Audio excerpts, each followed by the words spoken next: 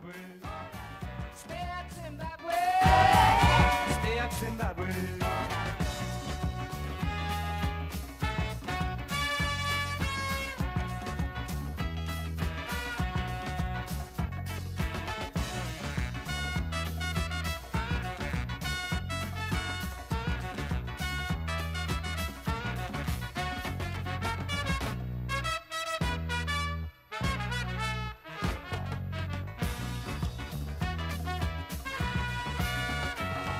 I know this fight won't be so easy, but you got to get rid of the enemy. If you don't get rid of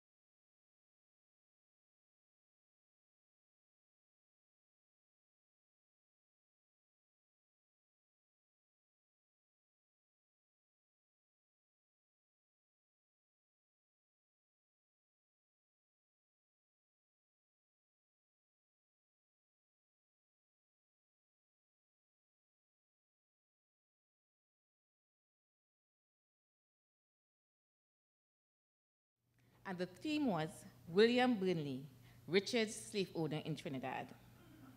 There was only standing room. We then hosted a special seminar about 2 years ago where a professor shared with us, and this time his theme was the discovery of my great-grandfather's slave master. Today we launched the book, The Slave Master of Trinidad, on the St. Augustine campus. We therefore feel the pride of a homecoming because we have followed the development of Professor Kojo's scholarship in this area, and we have shared and watched as he unveiled different dimensions of this story to us in phases. We were first introduced to the depth of his insight and his own personal relationship with Burnley about 5 years ago.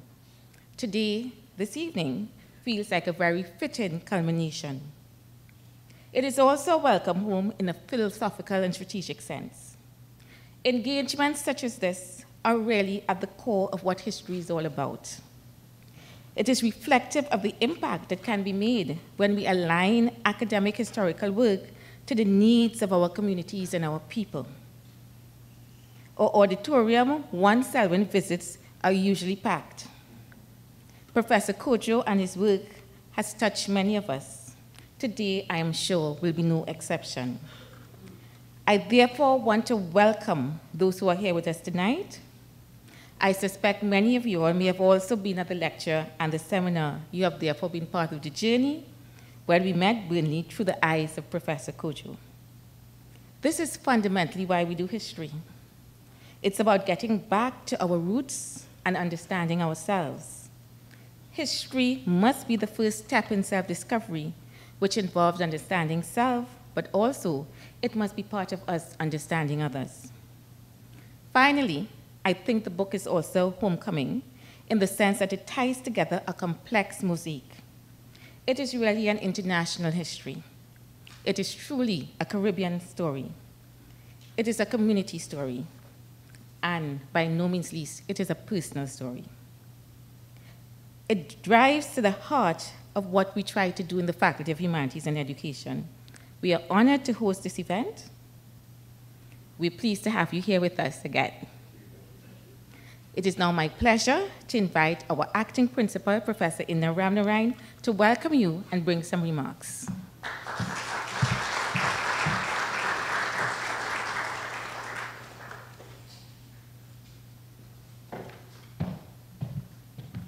Thank you very much, Dean Cato.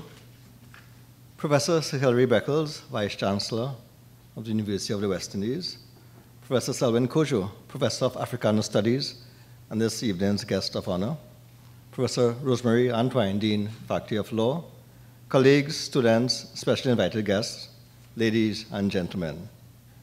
As acting campus principal, it is my distinct honor to warmly welcome you to this evening launch of Professor Kojo's latest publication, The Slave Master of Trinidad. I would like to acknowledge the Vice-Chancellor's presence here this evening. As a Caribbean historian himself, I know that this launch is of special significance to him. And as Dean Cato says, it's not often we get a Vice-Chancellor attending one of our book launches. So we are very pleased to have you here today. Indeed, it is a pleasure to have a highly respected Caribbean intellectual, such as Professor Selwyn Kojo, with us here this evening. Professor Kojo, congratulations on the publication of this very important book. Your continued contribution to Caribbean literature and intellectual history is commendable. You have shown throughout your career that for a true academic, it is not good enough to accumulate knowledge, but greater worth comes through publishing where this knowledge can be publicly shared. This kind of intellectualism represents what this university continues to promote amongst its staff, students, as well as our graduates. Not only is there a desire for the UWI academic community to be faithful to scholarly rigor and perform in-depth analysis of research, but the engagement of the wider society through the publication of scholarship is also encouraged. I admire the scholars who have the vision and commitment to preserve the rich and diverse history of this region. Obviously, this publication and other historical works are produced because there's an understanding and appreciation of the importance of this region's history. It is my hope that others understand the merit of this work, as well as the legacies that such vivid historical account of the largest slave owner in Trinidad will reveal. I look forward to hearing more from Professor Kojo and from Vice Chancellor this evening. On this note, let me take the opportunity to thank the Faculty of Humanities and Education for organizing the launch for the benefit of the UWI community. And thank you, Professor Kojo, for allowing this campus the opportunity to launch or to host a launch of this book. I believe that by hosting this launch, it really communicates the significance of your work to the UWI. Ladies and gentlemen, thank you for being here to support this activity, and I wish you a very enjoyable evening. Thank you very much.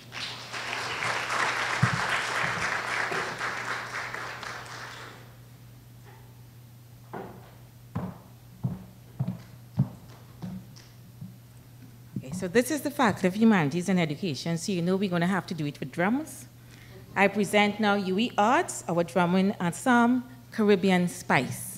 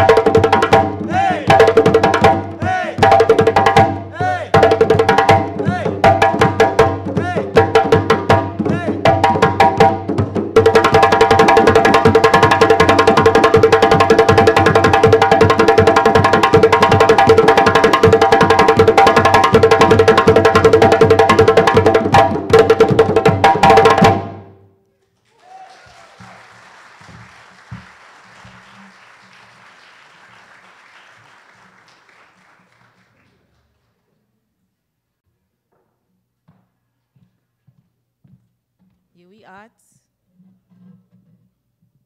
Yeah. Our students.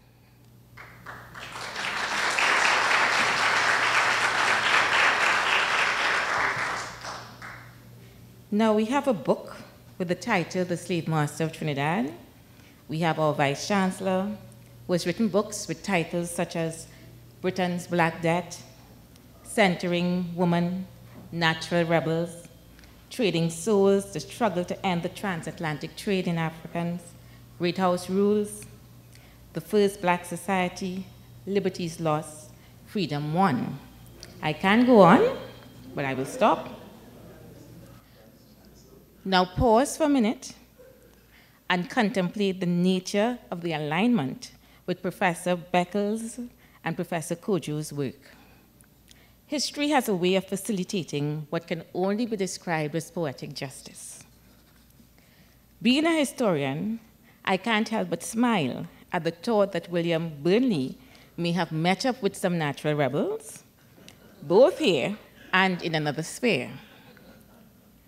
Tonight, however, he will be met by Professor Sir Hilary Beckles. I really do not think that there was ever a more natural choice to review this text. Professor Beckles' academic insight is also aligned to his significant impact in critical areas in Caribbean development. He's the chairman of the CARICOM Reparations Committee. He's an activist for social justice.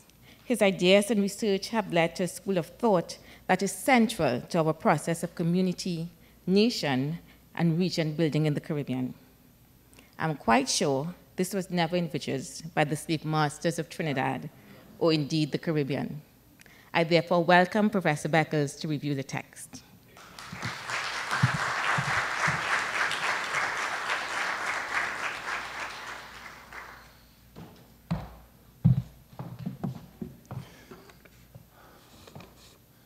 Professor Ramnarine and Dean Cato, our distinguished author, Professor Kojo, colleagues and friends, students, a very good evening, everyone.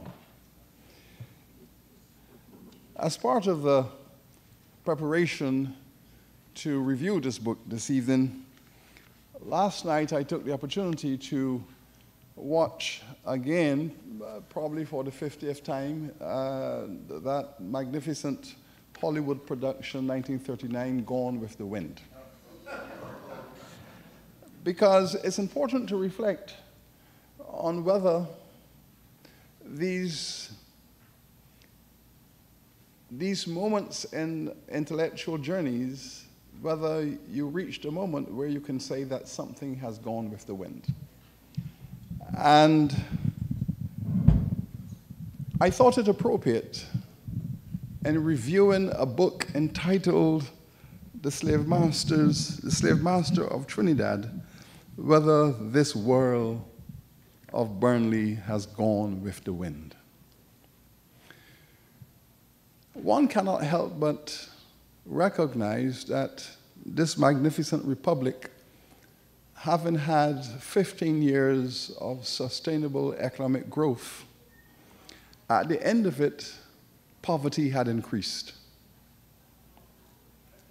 Inequality had increased.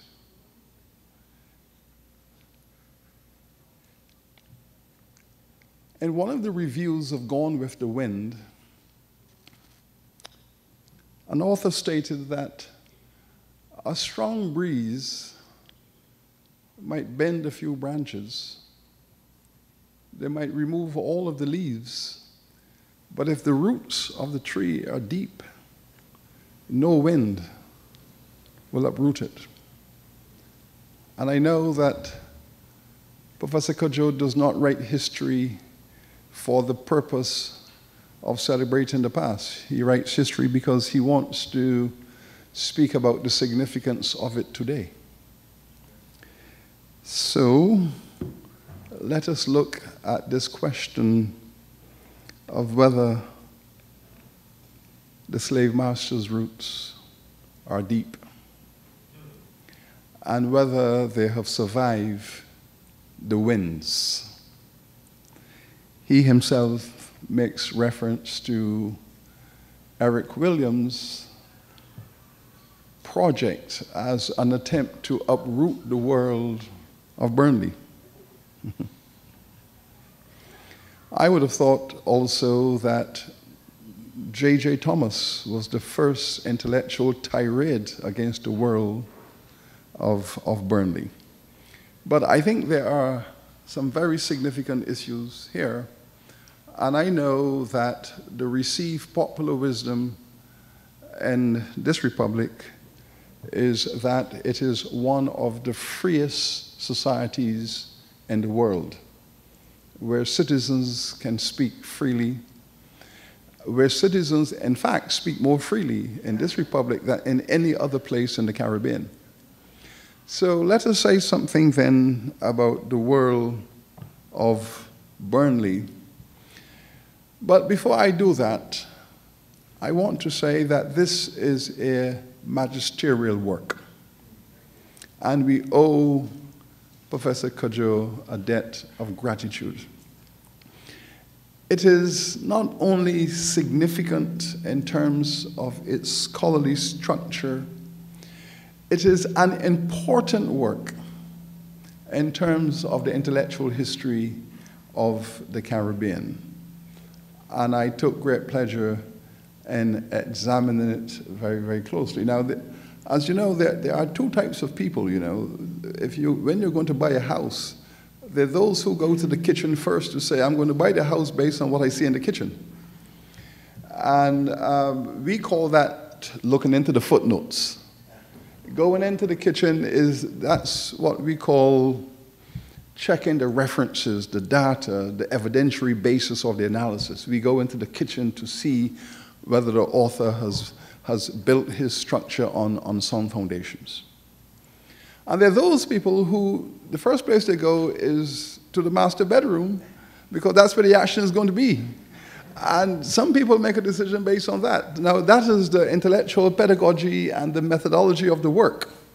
So there are these two ways in which we go to it, looking to decide where we stand. The first thing we should notice is that this book has filled a very important space in the historiography of the Caribbean. That's the first thing we have to recognize, because there are very few texts that represent the intellectual history of the slavery period of the Caribbean. You know, we examine the slavery period in terms of the economics of production, in terms of the politics of resistance and rebellion, in terms of the sheer horror of a civilization of that nature. But it's important to deal with the intellectual foundations on which a slavery civilization actually rests. There are important philosophical principles. There are important ideological constructs. Slavery as a system of production and social relations was held together by a very complex web of philosophical ideas. And we need to understand those ideas in order to understand why the system was able to sustain itself for hundreds of years. And why the jury is still out as to whether you can imagine a future return of that mode of organizing human beings. Of course, you work on the assumption in the long view of history, thousands and thousands of years, that this abolition of slavery that took place in the 19th century when it was uprooted, that was about the 11th time in the Western history that slavery had been abolished. So if it was the 11th time, that would tell you, therefore, it had risen, fallen, 11 times over 2,000 years. So it doesn't require mathematical genius to realize, therefore, that the future is on the side of slavery, and imagining a future construct in which it can return. It is just a way of organizing production and organizing society. So let us talk about those ideological principles that Professor Kojo has outlined for us. The first thing is he has made it clear that we need to stop thinking of slave owners entirely in terms of persons who are seeking to maximize production by gruesome means through the maximum exploitation of labor. That these were people who spent a fair amount of time thinking through, researching, writing, reading, conceptualizing how to make this system efficient and how to make it work. And our lead man, William, spent a fair amount of time engaging with some of the finest intellectuals at the time in constructing and legitimizing his world. We know from his research here that he was a very close friend and acquaintance of Ricardo, who in the 1810s was arguably the finest economist in the world. And the man who was theorizing the rise of the free market industrial capitalism and how urban society can fit into an industrial complex. Ricardo was the man. He was an associate of Ricardo. We know from the research he was also pretty well versed in the economics of Adam Smith, who 30 years earlier, before his time, had established that at the matured phase of a capitalist system, free labor is always more efficient than slave labor. And that was an important breakthrough, that slave labor is arguably the most efficient form of labor in the formative stages of capitalism, but then you have systemic contradictions, and towards the matured stages of capitalism, free labor is not efficient, it's ineffective, and you need to get rid of it. It tends to have lower and lower productivity and higher costs. Burnley is embedded in all of this writing, this research, some of these people he's speaking to, and he is running an enterprise in Trinidad. Now, imagine then the world that is sketched for us by our author. He is here in this colony. He is engaging in conversation with the most respected intellectuals in Britain. He has contact with those in North America. He had been involved in bringing slave labor from Africa. He's producing commodities and he's exporting those commodities, and he is making a fortune. And the question is, what kind of man can master all of those relationships and enterprises of ideas, of investments, of trade, of finance, and he is doing this on a global basis? These are the forerunners of those who are the architects of globalization. And our man is quintessentially a prototype of the global entrepreneur. Now, he is not crude and vulgar in the way that we have imagined these people who own slaves. And there is this stereotype of slave owners, you know, they're drinking rum and they're backward people, they have no intellect, they're crude, vulgar people, they're brutal people. And we stereotype them in that way so as to demonize them for being demons. But many of these people had fine intellects and did not believe for a moment that what they were doing was unethical, immoral, illegal.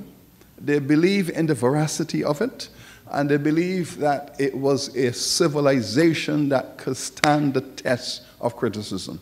In other words, they are the leaders and the architects of a system, of a society that could be defended on the grounds of economics, on the grounds of philosophy, sociology, literature, the arts. We could defend this world we have made.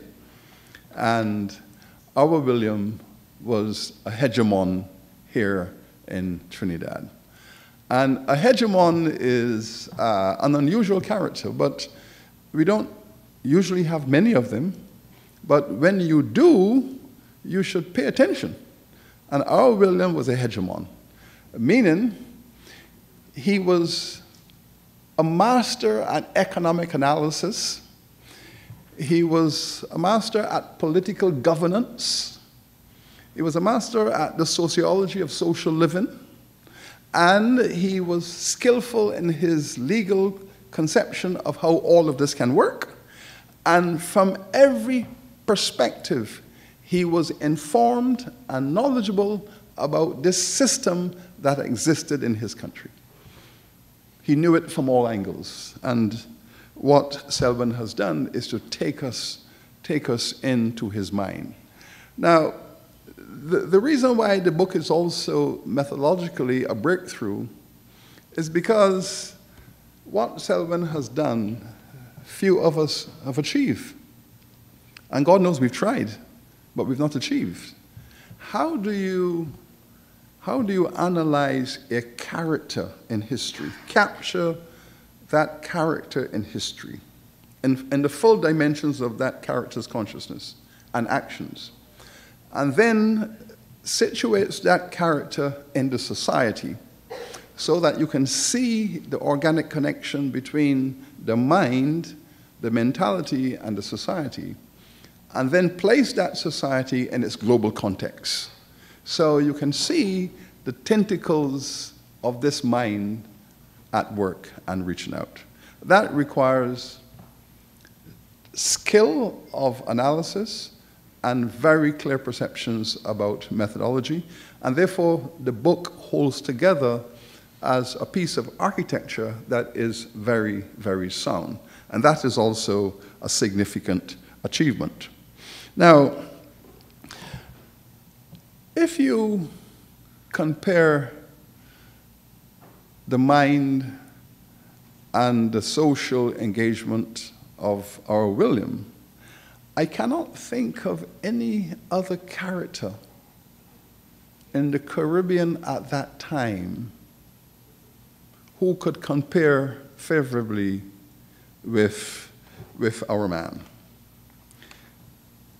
The slave-owning class had produced many competent intellectuals, but the majority of them were absentee.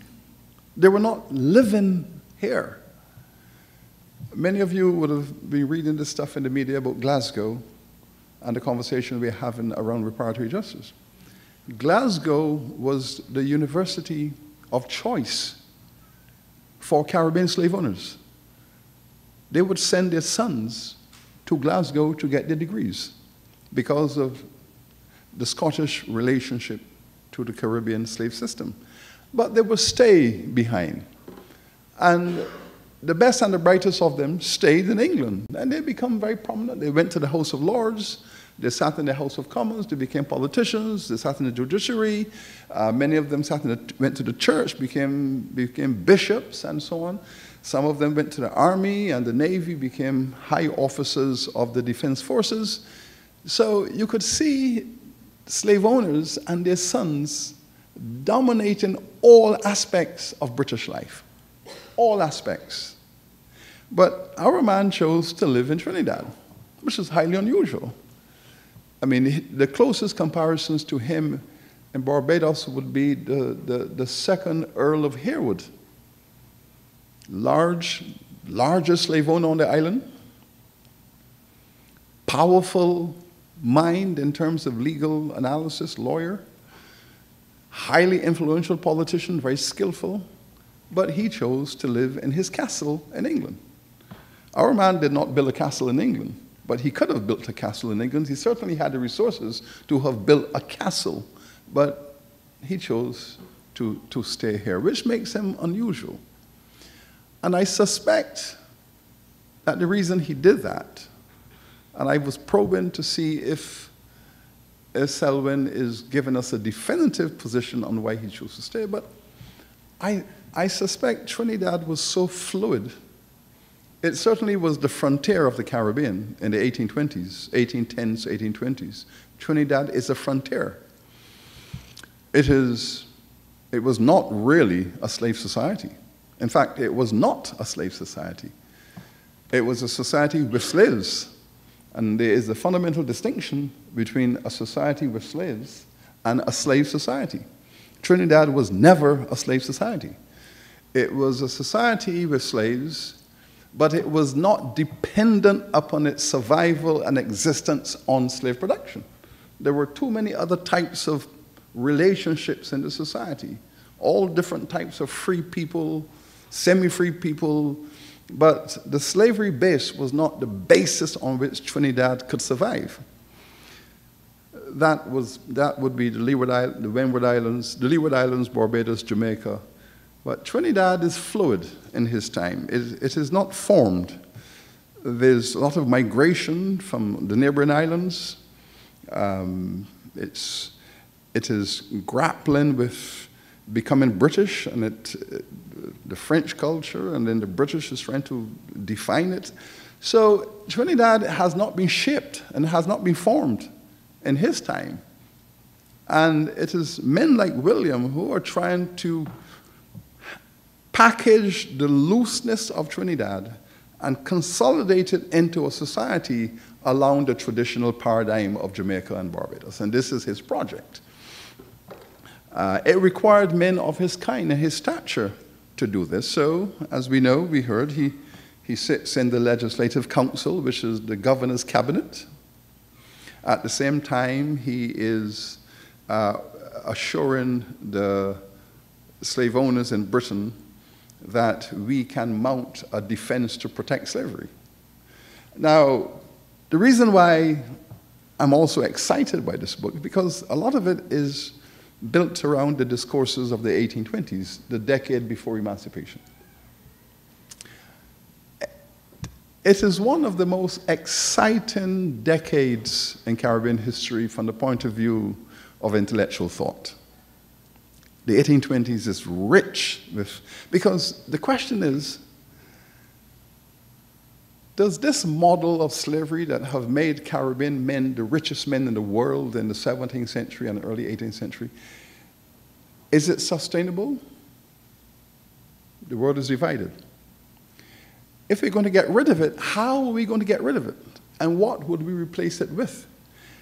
The answer to those questions require the bringing together of the finest minds on both sides of the Atlantic to discourse it, and our man, William, is at the center of this conversation. And we could hear him. He's at the center of this conversation. Now, is slavery sustainable under his feet? He's built his empire. He's the richest man on the island. He's a hegemon. But is his project sustainable? There is a strong argument that says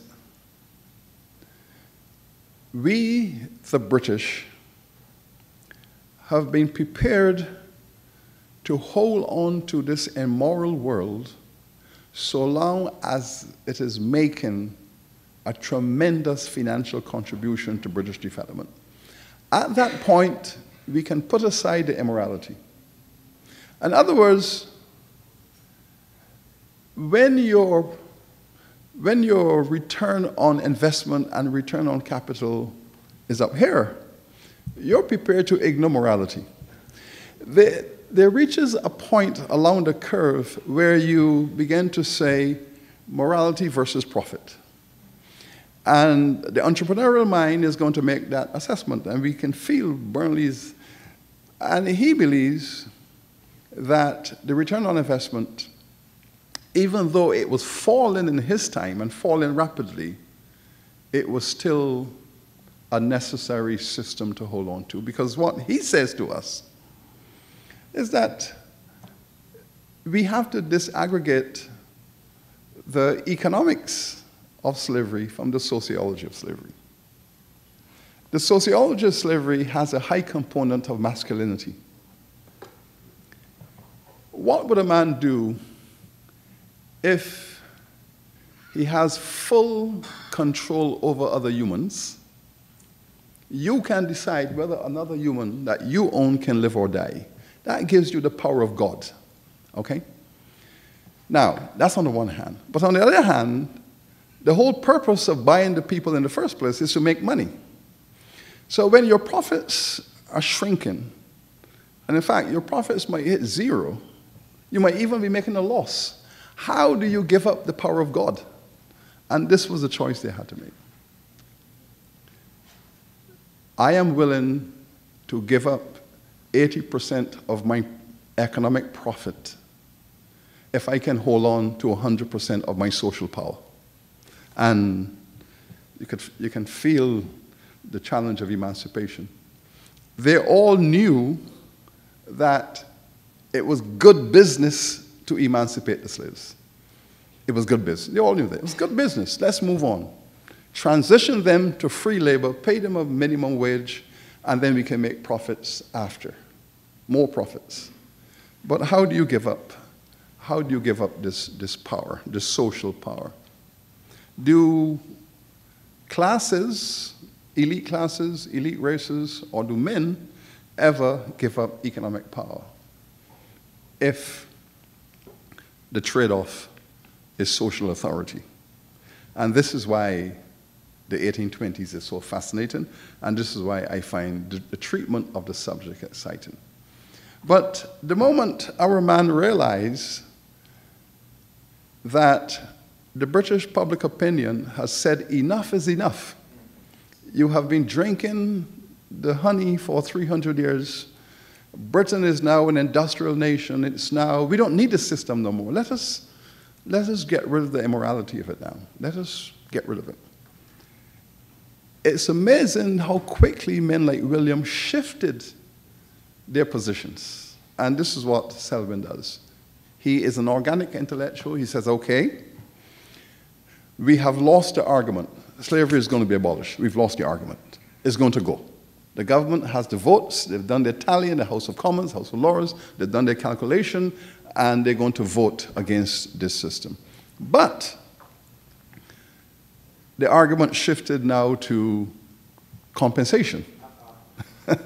And it is, and I think you captured that so beautifully when the mind shifts. Okay, if you, the British Parliament, if you are going to abolish our economic system and take away our capital, our human capital, then you have to pay reparations to us.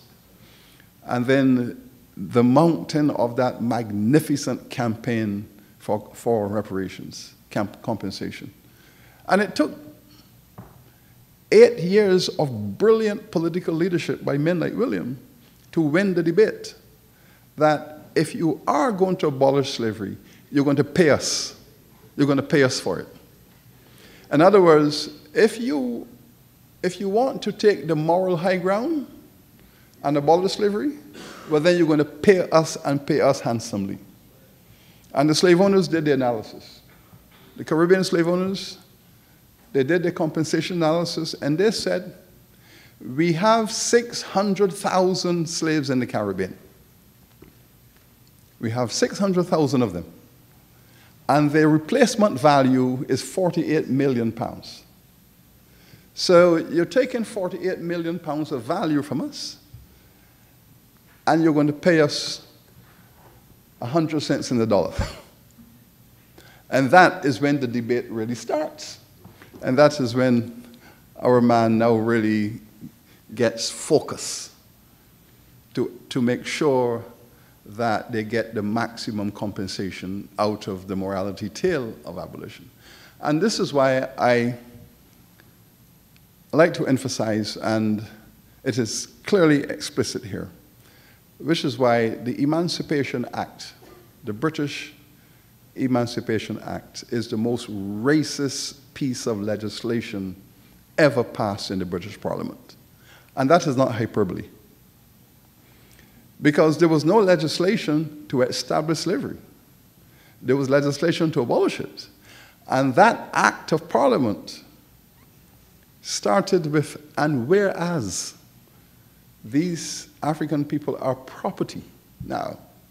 In other words, if I am going to compensate you, if I'm going to take away your property, and compensate you, my legislation has to begin with that your property. That was the first time in the history of the British Parliament that the government of Great Britain defined the black people of the Caribbean as non-human and property. But as you show, Selvin, this was always William's view, that the black people of the Caribbean are not human.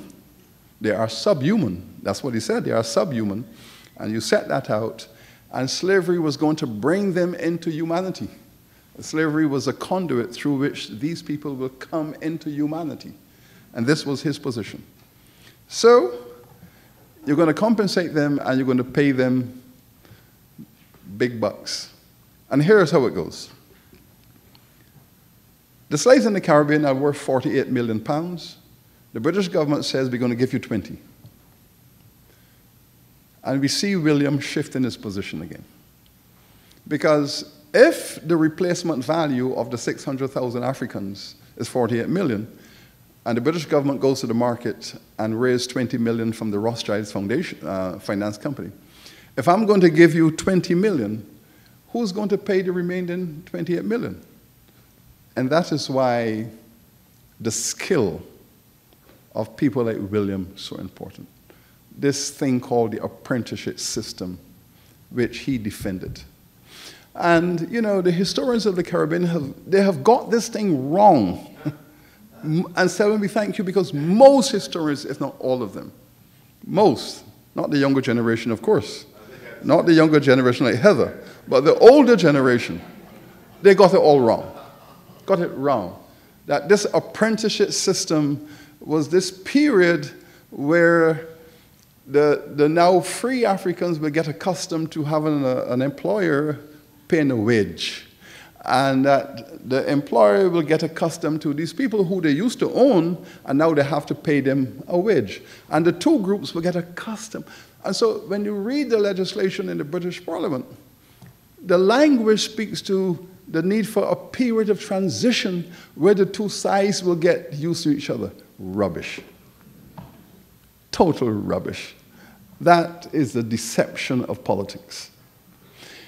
If you want to understand a piece of legislation as Selvin has done, don't read what is said in the Parliament. That's the political language. It's for the gallery. Read what the subcommittee does. Because when a Parliament is going to pass an act that is significant, they establish a subcommittee to go and crunch the numbers. That is what you should read. The subcommittee where the numbers are crunched. Emancipation, what is the cost? The finance, how many people? The budgets. Go and read the report of the subcommittee that crunches the numbers. Don't read the high-flying speeches. I woke up this morning and God told me slavery is bad and wicked. Forget that. Read what the subcommittee says, the number crunching. And the number crunching said, we need 6 years. Give us 6 to 8 years, and we will make the Africans who we have just freed, make them work for free for another 6 to 8 years, and work off the 28 million. You get it? So the government is saying, we're going to give you 20 million in cash, then we're going to make the Africans work for 8 to 10 years more for free to work off the 28 million. So the slave owner gets the 28 million and more free labor. So at the end of the apprenticeship system, they get their 48 million. That is what that was about. In other words, the slaves paid more for their freedom than what the British government paid. That is the crunch of the matter. The British government, with their grand legislation, put up 20 million.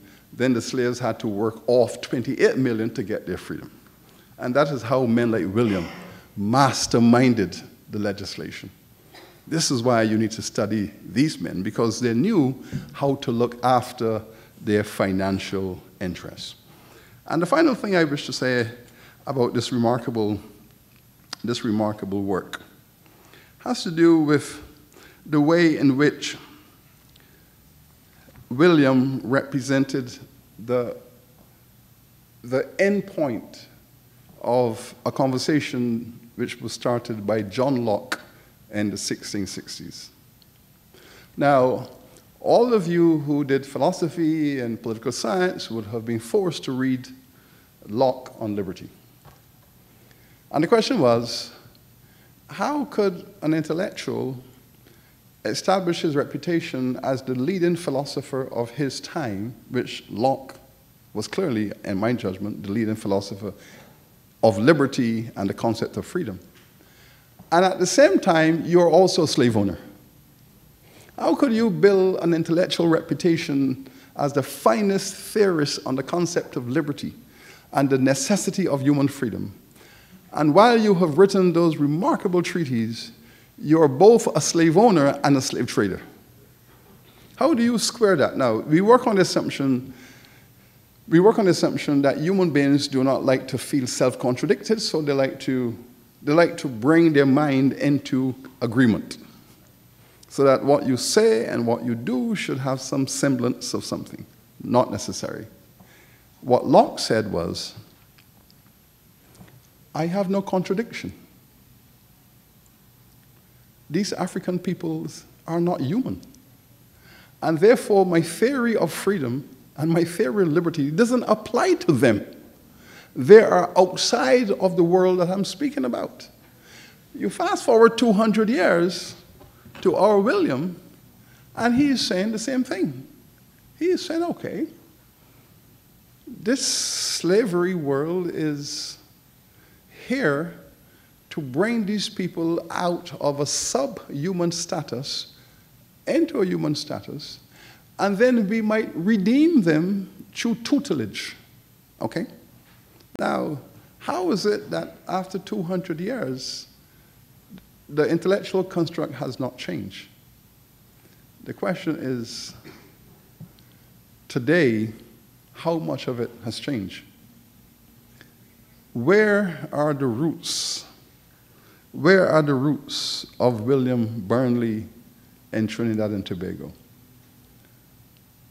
Where is the mental construct?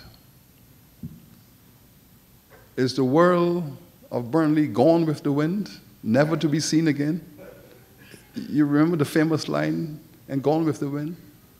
This magnificent civilization that we have built in the South, Alabama, Mississippi, it is gone with the wind, never to be seen again? Is that so? Our professor does not offer an answer. He merely says that the late, great Williams and his compadres dedicated their entire lives to uprooting this world. I will leave it to you to determine if they have succeeded. But what I can tell you is that this book is highly successful. It's a very important signpost along the intellectual journey of the Caribbean. And importantly, and this is probably even more important, it is beautifully written. Because we don't live by facts alone. I mean, man does not live by facts alone. It has to be beautifully written. There has to be art. There has to be art in the writing. Behind all of the economics and the history and all the analysis, there has to be art in the construction of the language and the words. Professor, we thank you. We thank you.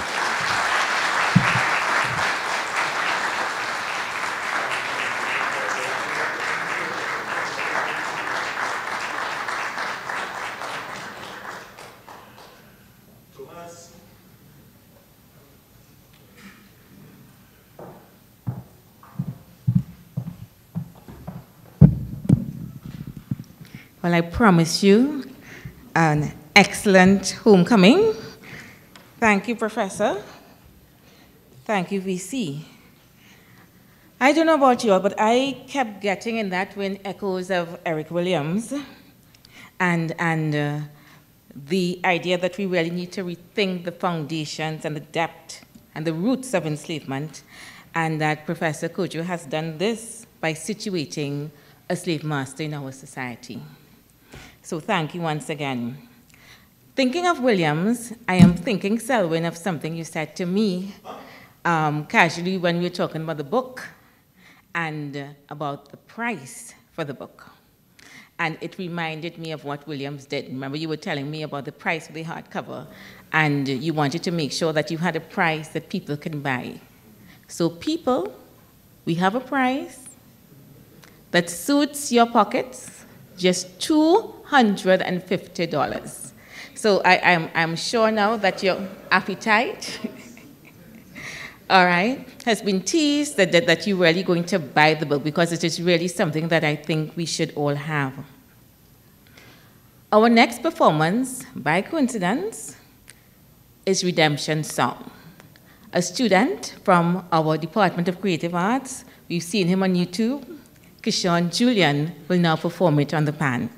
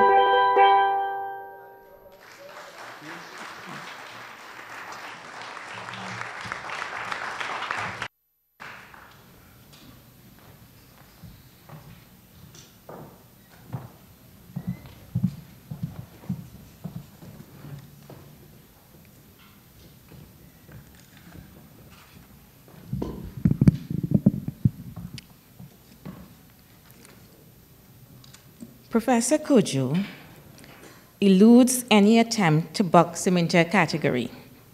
Academic, scholar, historian, essayist, editor, Tagarigwa boy, Trinity to the bone. His works include Resistance in Caribbean Literature, Beyond Boundaries, The Intellectual Tradition of Trinidad and Tobago, Caribbean Visionary, A.R.F.P. Weber, and the Making of the Guyanese Nation, Tagarigwa, A Village in Trinidad, Movement of the People, Essays in Independence, and I'll pause.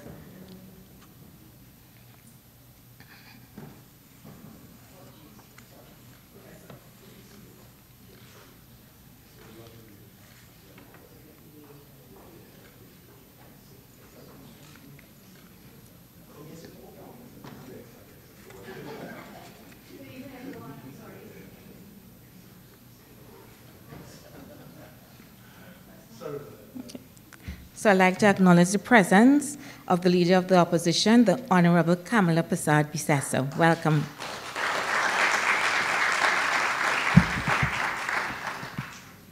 So we'll go back to Professor Kojo's works, Resistance in Caribbean Literature, Beyond Boundaries, The Intellectual Tradition of Trinidad and Tobago, Caribbean Visionaries, A.R.F. Weber, and the Making of the Guyanese Nation, Tagarigwa, A Village in Trinidad, Movement of the People, Essays in Independence, Preserving the Tagarigwa Savannah, Respecting Our Heritage, Eric Williams Speaks, Essays on Colonialism and Independence, and once more, I can go on and on. So pause again and consider the alignment. It seemed quite natural for Professor Kojo to blend history, literature, and cultural studies with public activism and nation building. This powerful mix clearly stemmed from a keen intellect. However, to fully understand this latest volume, The Slave Master of Trinidad, we must add to that. Yes, he was born in Tagarigwa. He grew up on a sugar plantation. His ancestors worked on that plantation. He even worked on that plantation. His great-grandfather was born in 1833, the last year of formal enslavement. His great-grandmother was born in 1837. That would have been the penultimate year of the apprenticeship system. Both would have been part of a generation with new and big dreams. Both would have really felt that it was meant when they said, "Master, they done." Both would have been caught up in the remnants of an enslavement system that tried to tighten its roots, a system that refused to let go and went on to create new forms of enslavement. As a historian, I cannot resist adding that you should never ignore or underestimate anyone with the name Kojo. The name of the great Maroon leader. Selmy may well have some Maroon roots. We know there's a little rebel side to him. This book is clearly both an academic and personal journey. As such, we are privileged to be part of it being launched in Trinidad. Without further ado, I invite Professor Kojo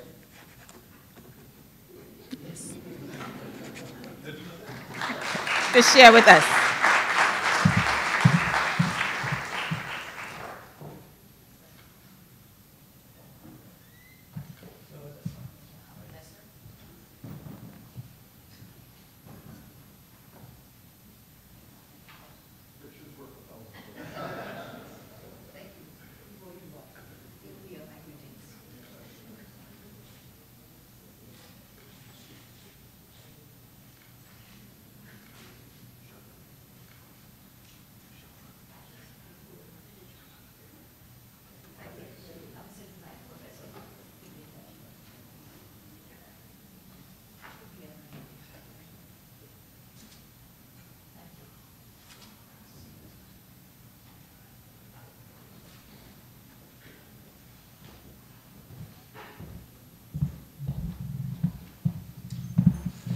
Thank you so very much, Heather,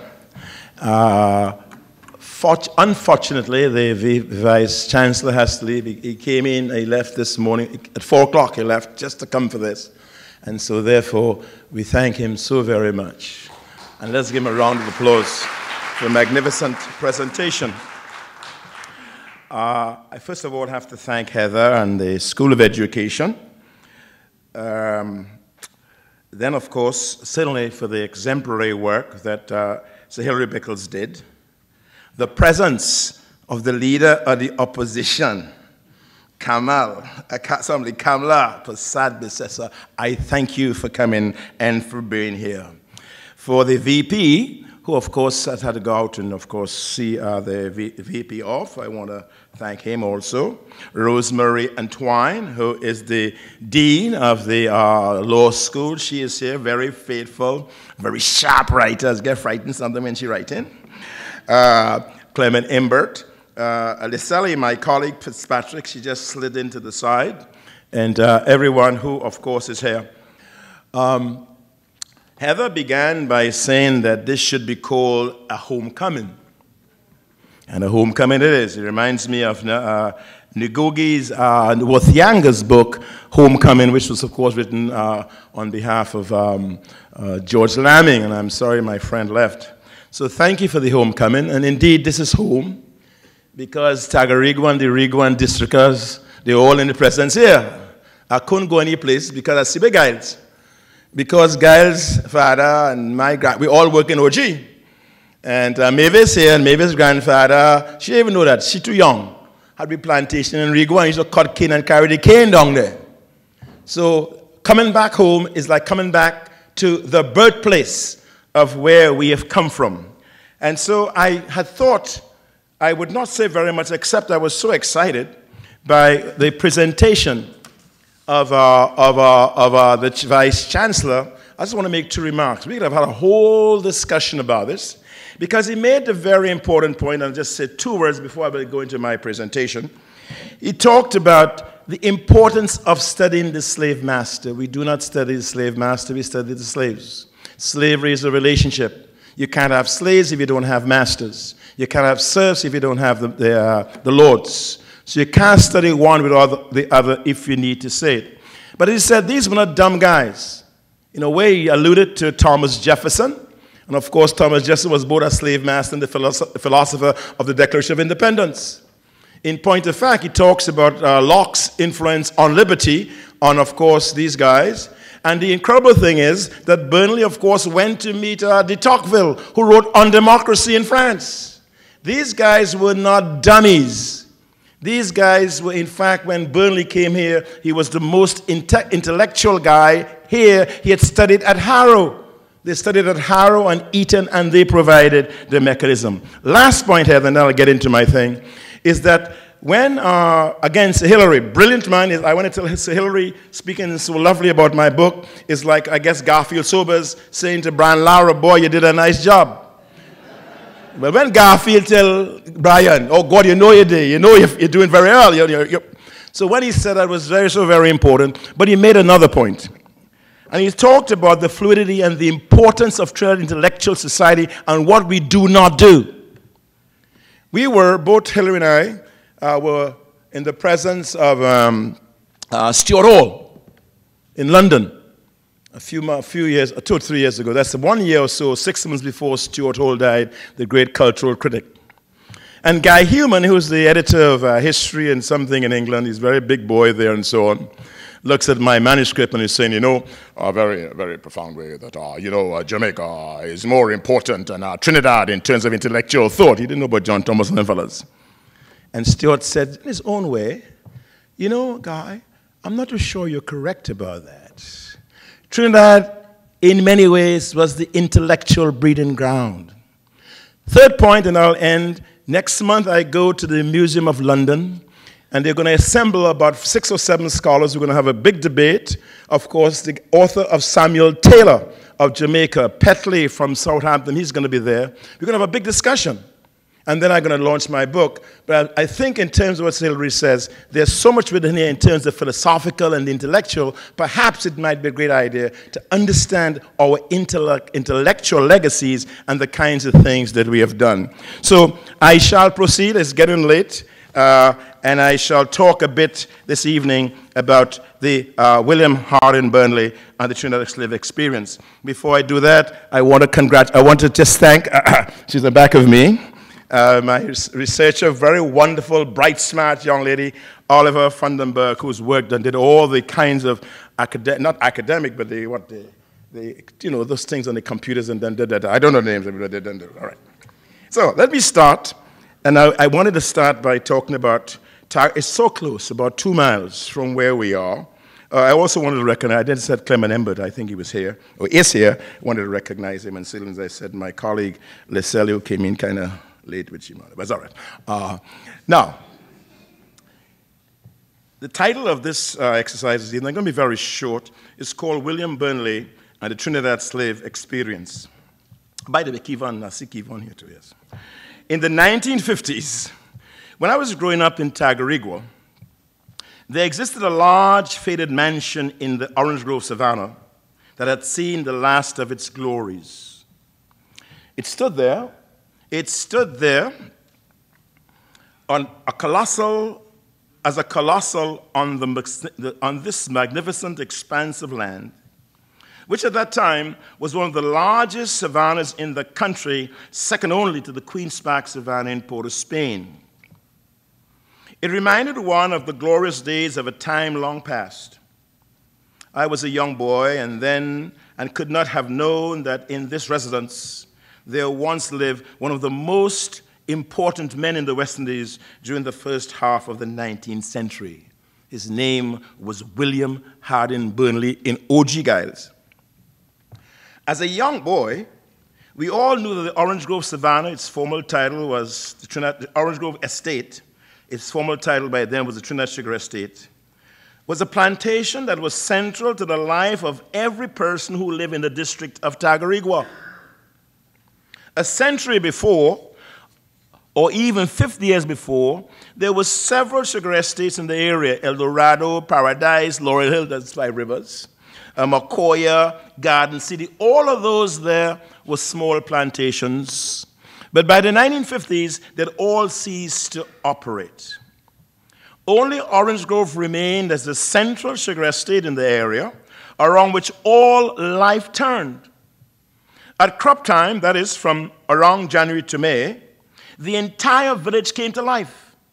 It was the source from which all the villagers received the necessary cash to buy items such as kerosene or clothing, along with the meager salaries they received from Orange Grove, and tending they made ends meet by cultivating their provision grounds and tending their chickens and goats and pigs and cow. Every year, Mark used to kill a pig, right, guys? I was saying, my grandfather, Robert James, my uncle Niles and Hamilton, my brother Winston, even I, for a short period, did some work at the estates. You know, the truck used to go down Orange Grove, crying the cane, and you had to print the numbers at the site. I know if Cameron know about that. But in them days, we even did that at Orange Grove. We were part. This is not a history about somebody else. And this is the point, I think. This is about us. Our finding ourselves through our own roots and going in and trying to understand that we were made by that. We are that. It's not that history there and somebody do something. We are parts of that social history. However, it was only in the late 1960s when Black power and Marxist radicalism set in that I began to understand that William Harding Burnley, the biggest slave owner in the country, was responsible for shaping much of the island's policy between 1810 and 1850, the year in which he died. But this, of course, is getting ahead of my story. Who exactly was William Harding Burnley? When did he arrive in Trinidad? And how did he become such a powerful figure in Trinidadian and West Indian affairs?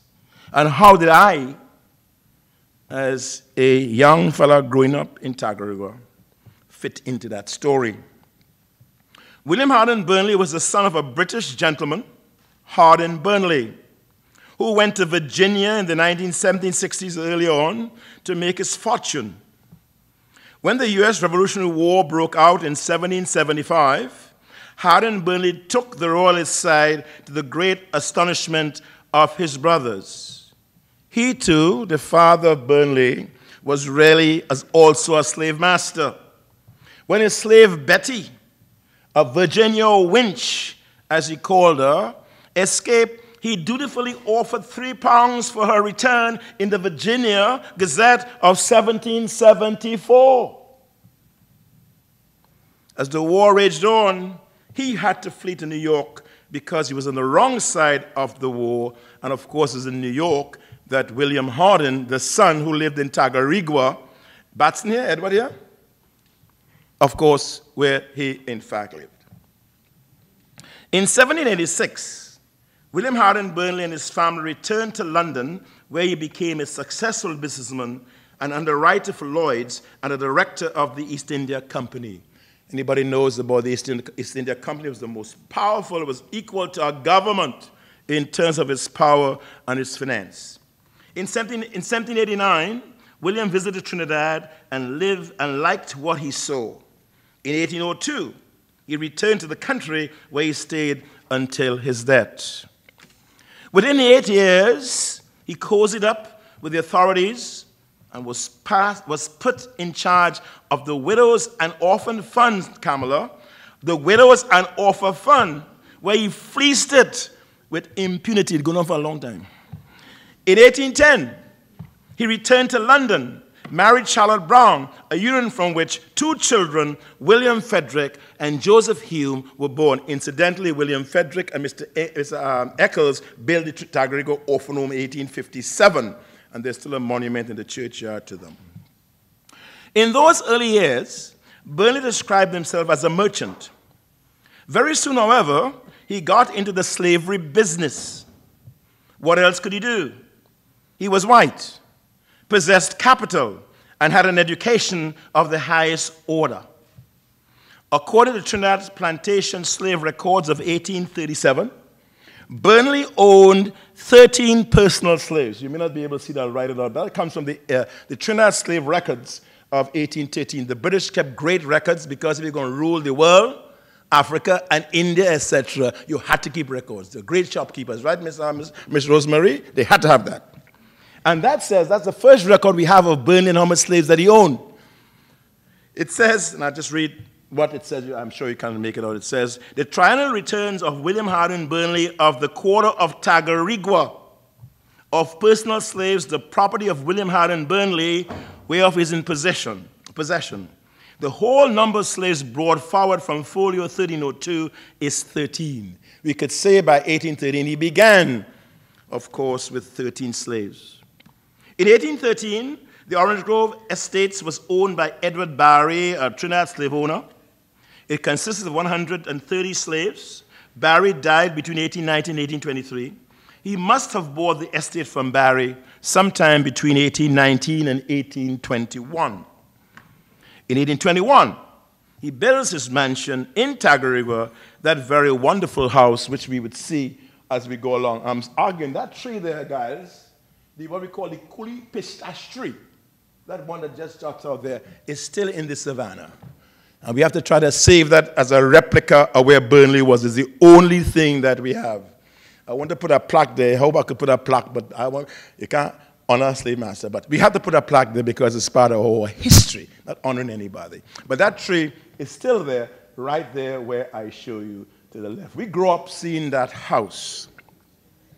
It's very clear that Burnley's rise as a major plantation owner in Trinidad began during this period. Governor Henry MacLeod complains that during the crisis of 1825, many of the planters got scared, were unable to hold on to their plantations, and Burnley bought up many of them. Burnley saw the crisis as a good business, and he called himself a capitalist. Big debate in the Legislative Council. We know about Adam Smith, right? All you nice intellectuals. In 1825, they're discussing the wealth of nations in our parliament. When you try to explain people like, forget Williams and James, go back to J.J. Thomas and those guys. 1813, we talk about who? Adam Smith. In fact, Adam Smith, who was the rector at the University of Glasgow, where Burnley's money went to keep that university up. That was the findings of Sir Hilary Beckles and the last commission that put out about 3 months ago under our friend Stephen Muller. But the fact of the matter is that, in fact, we, supported, but he called himself a capitalist.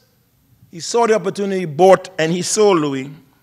But of course, by the time slavery ended, Burnley owned or controlled 14 sugar estates, of which Orange Grove and the Providence estate were the largest. He owned 980 slaves, from which he received 48,283,000 pounds, or 37,620,000 pounds in today's money, which is equal today in today's currency to 376,200,000 TT dollars. It was the most compensation that was paid out to any of the Trinidad slaveholders. Of course, remember what Sir Hilary said. These were astute businessmen.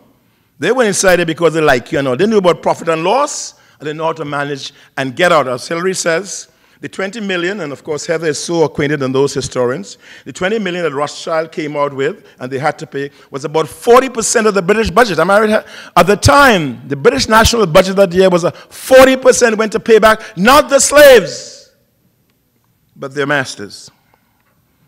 As behooved his prominence, Burnley did not get on well with Woodford or any of the other governors of the island.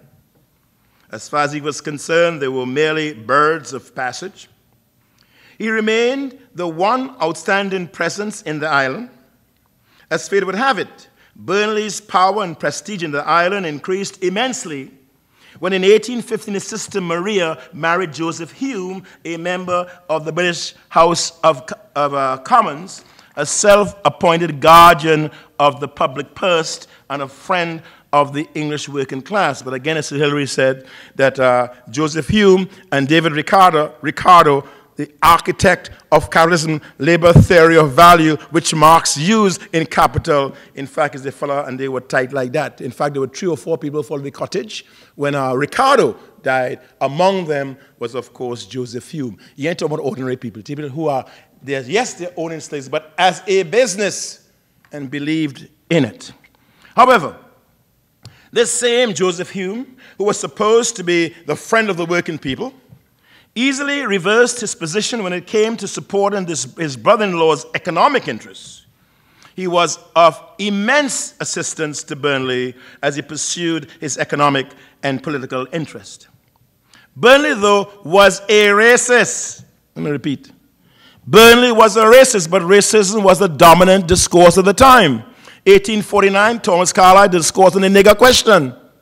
So it was not out of timing, or guys, out of timing or out of frame, was it? Give me the word, guys. Sorry. Yeah. He did not see enslaved Africans as his equals, even though he changed his tune when he sought to recruit African Americans in the post-slavery era. Like so many of his colleagues, he did not think that Africans could be civilized. That is to say, act like Europeans without the generous use of the whip. The whip was very important. This was Burnley's position. He says, Negroes are children of a larger growth, and the fear of punishment has now the effect which under the regulations proposed will require an application of it. In other words, he felt that one had to use that slavery method, that the whip, in a way to keep folks online. I'm just going to jump. I don't think you do. The most reprehensible part of the regulations, which of course Burnley objected to, was of course that planters cease to whip female slaves. Such a regulations, Burnley argued, was, quote, so monstrous and extraordinary that I hardly know how to approach the subject. The intention of such an order not to whip these female slaves, we are told, is to elevate the females in the scale of society, whilst the men are left as they were before establishing, in fact, a decided superiority in favor of the former. Now he's concerned about black men. All of a sudden, because the woman used to hit them, one thing women had for them was the stoops. You know what stoops mean? Fonso, you know what stoops mean? You know what it mean? Kiss? No, sorry, I can't say that here. They couldn't take that. So if we start whipping them, how we can control these women? And the women were in the forefront of all of the battles. In fact, I chronicle in my book the 1849 rebellion, which nobody talks about. They call it a revolt. It was not a revolt. It was a rebellion. When 4,000 people goes around Government House and stone the damn thing out of a population of 60,000, that is no revolt. That's not right. It's revolt. And they go back to Camus' works on revolt, and he says what that really means. But I shan't go into that now. At any rate, the fact is that they were against this, Burnley particularly. However, in 1832, when it looked as though the British Parliament would call for the immediate abolition of slavery, Burnley and his fellow planters went into a tizzy. You gonna let them folks go? Are you serious? To make matters worse, the Negroes refused to work, set fires to the plantation, and demonstrated total indifference to the destruction of the plantations that were going up in flame. This action led the Port of Spain Gazette to observe, and I quote, this is the Port of Spain Gazette in all its magisterial terms, "We learn with much uneasiness and regret that the slaves on the Concord estate evinced by their conduct during the conflagration a total want of any desire to save the property of the respectable human owner." Of course, Malcolm X, as you well know, would have called them field Negroes. They were determined to obtain their freedom by any means necessary to opposite and equal forces. And of course, they began to burn and do the things they ought to do. Once slavery ended, though, the ex-slaves did everything to make life for themselves and to improve their lives. They withheld their labor from the large estate, began to plant their own provision grounds, and rear their domestic animals. They began to bargain for wages, which increased the cost of labor. This irked the planters to the no end. Many of the formerly enslaved began to cultivate their corn, their yams, their plantations, and their plantains, and other provision grounds on the fertile valley of the Northern Range, which, of course, is Burnley's phrase. But the fertile valleys of the Northern Range is where we all grew up. All the people in Tagarigua had the provision ground up by Cora. And they all went up there, we had the horse and cat. And they go up and plant those fields. And of course, even my grandparents, when they go back and talk to your old uncle, they say, "It's put on the donkey cart." And they've gone up the river to begin to plant their grounds. It was here that my great-grandfather planted his provision grounds. It was here that my people settled. In order to keep down the wages of the newly freed people and toward their efforts to become self-sufficient, Burnley undertook a trip to the United States in 1839 to recruit free blacks to work on his plantations. He traveled from Maine to Virginia. He was fairly successful, however. The African Americans did not feel at home and did not stay here for a long time. He would also, after that, advocate for bringing Africans from Sierra Leone to replace the workers who refused to work on the plantation. However, and this is a very important moment for his intellectual and social development, we took our own liberation in our own hands. You know, Hillary said, by the most free people like to talk. You know we like to talk. I see even Divan doing some talking there, boy. You have your own thing. However, by the end of 1848, the black and colored people that called themselves people of African descent began to fight against Burnley's rule. They created their own newspapers. It's called the Trinidadian. Look at that date, Wednesday, July 10th, 1850. Newspaper by black people and colored people who begin to advocate for their own freedom. In fact, these guys were so vociferous, they even serialized Frederick Douglass's narrative of a life of Frederick Douglass, which he was published in 1845. If you look at that centerpiece, it says, and I hope you can read it, we commence in this number. This is what these folks are saying in 1849. It says, we commence in this number the insertion of the autobiography of Frederick Douglass, formerly a slave and presently the proprietor and editor of the North Star. We invite the Honorable Mr. Burnley, hope you've seen it there, and others to begin its perusal at once. They may therein find some remedy for the infatuated dislike of African materials. In other words, if you want to know who he is, read Frederick Douglass. And more importantly, we're going to serialize it. And so over 6 months, that black newspapers in Trinidad serialized Frederick Douglass's work. You know, in his famous narrative, you hear, it's a very similar part, a seminal part in the narrative. He says, you've seen how they made a man a slave. I will show you how a slave became a man, which is the central motivating position in Douglass's narrative. And that's what they were alluding to. You want to know who we are? Go read Frederick Douglass. Make it better, we're going to serialize it. Now, by the way, there was no email and thing, eh? Let's tell you what's the big thing that's our thing with email and hashtag and all them kind of hashtag and things. They don't know that, you know. Right, Kevin? But they're communicating, brother. They're communicating. How do they know about those things, boy?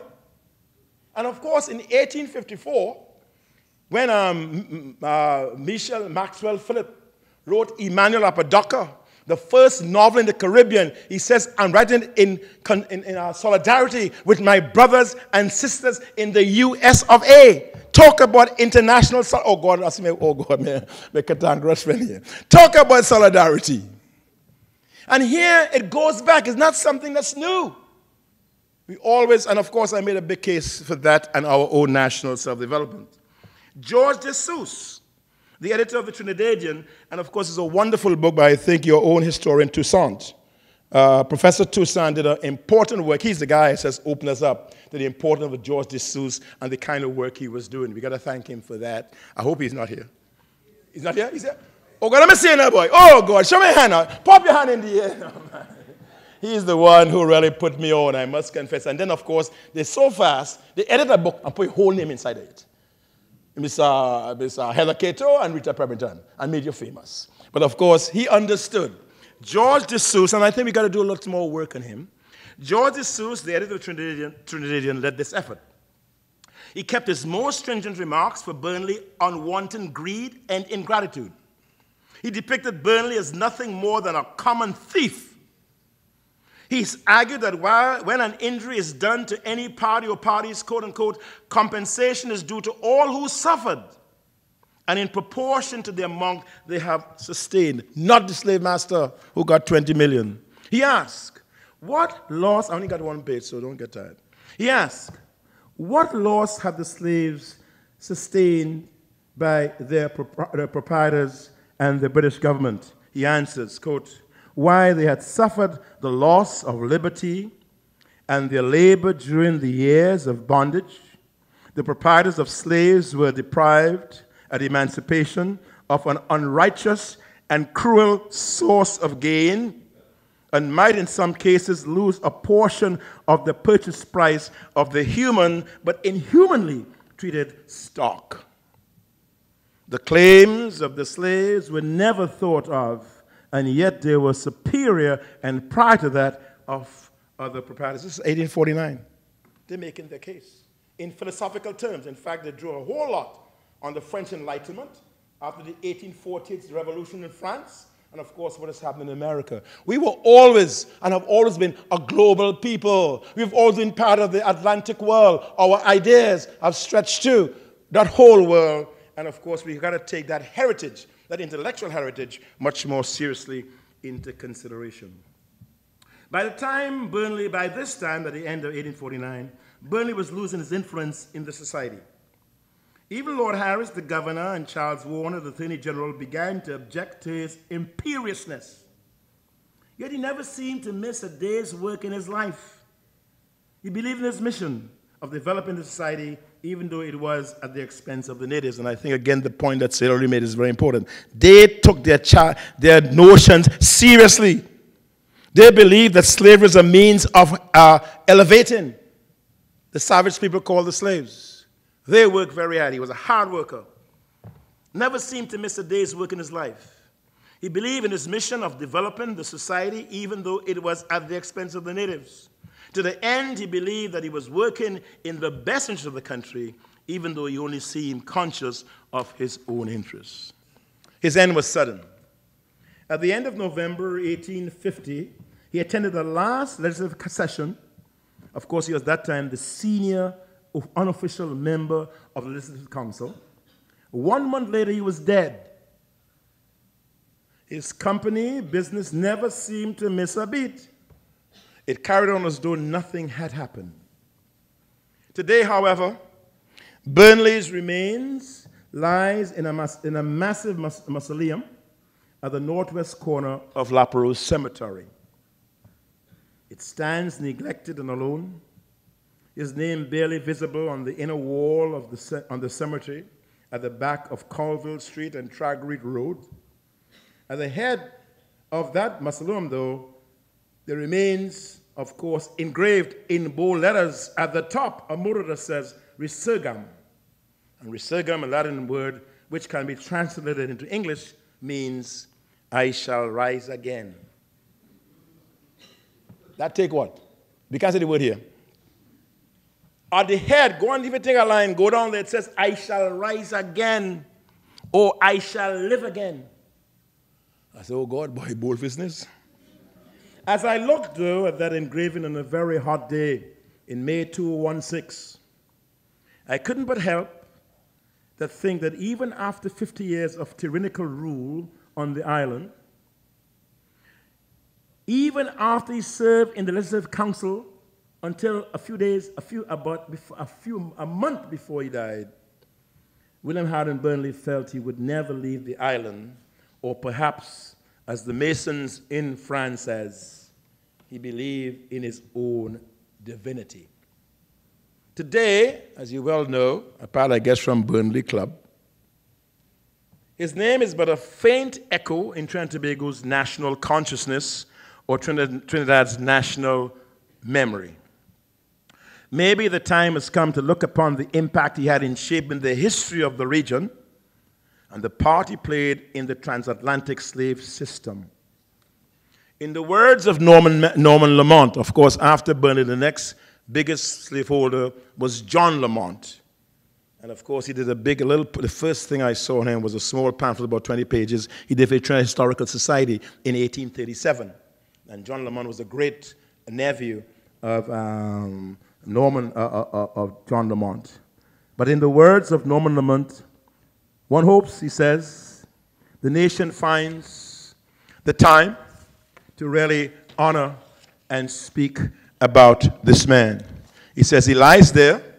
He said, we find time, we have the courage to number his grave among its monuments worthy of preservation. Who knows?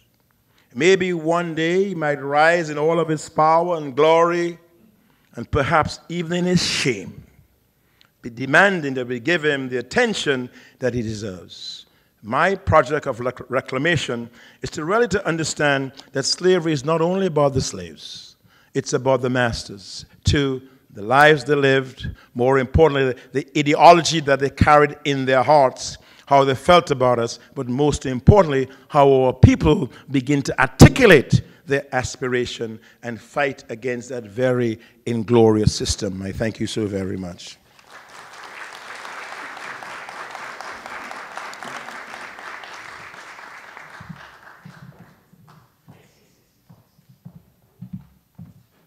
Thank you so much, Professor Kojo.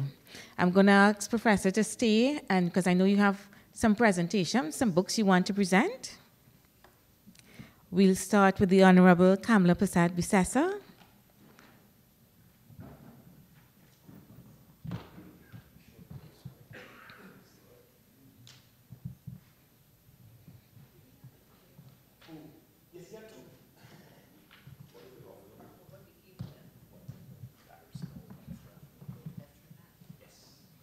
It gives me great pleasure to present the Kamla Prasad Bisesa, leader of opposition, which is Kamla first before she's leader.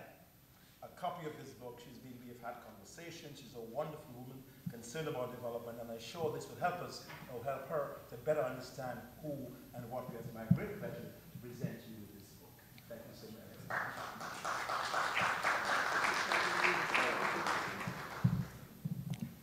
Professor Ramnarayan, acting principal.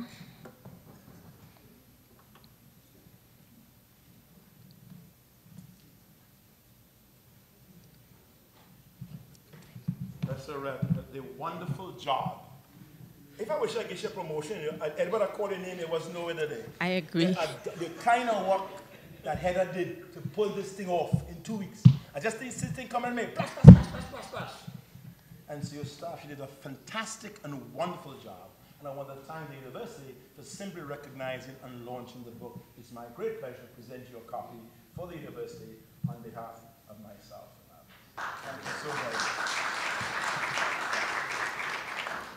The Alma Jordan Library, Dr. Shaman Redwick.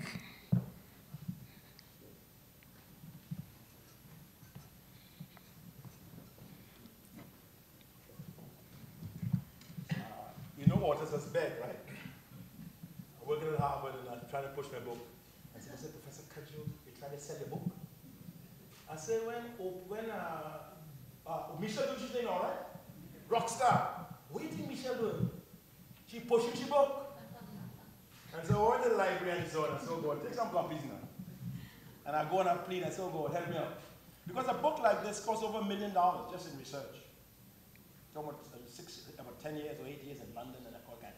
But anyhow, and they were so gracious that they support the work, but decided to take a few copies. But the important thing about the West India collection, it is a very important collection for work.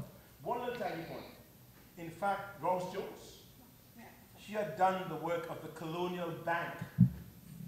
For those who know the Colonial Bank, in fact, first there were allowances, right? Slaves got allowances. A little rum, saltfish, and something else, right, guys? They made all kind of ways. But when slavery ended and folks began to work, you had to have what? Currency, and have a bank. You all know the word the coppers?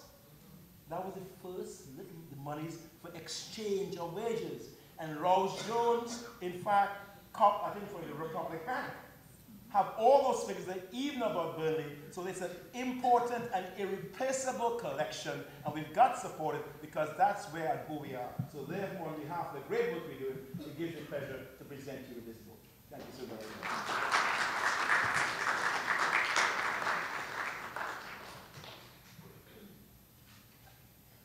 You're welcome. We're going to do one for Sahari, but of course.